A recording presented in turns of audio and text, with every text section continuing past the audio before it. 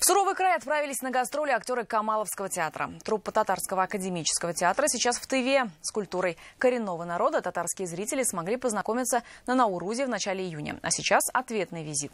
Каким репертуаром будут удивлять Эльмира Шеймарданова? Не в поезде, а на отдельном самолете. Хорошее начало сулит удачные гастроли.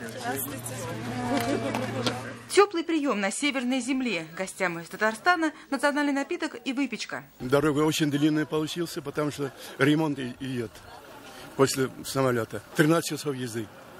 Это огромная, дорога большая.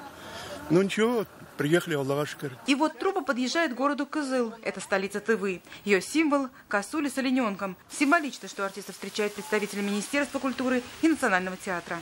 Вот в этом году мы уже 2 театра московских. И вот обменные с татарским театром имени Камала. Наши были в июне.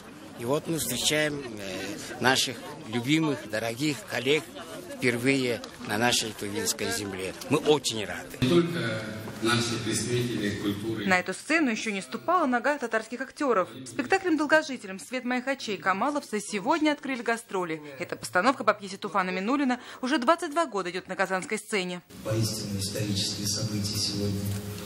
Действительно, татарский театр во многих точках России и за рубежом был, но вот в Тыву действительно приехали первый раз. А завтра тывинцы будут смотреть спектакль «Банкрот» Гляскара Камала. 2 дня, 2 спектакля. Гастроли короткие, но яркие. Эльмира Шеймарданова, ТНВ, Республика Тыва.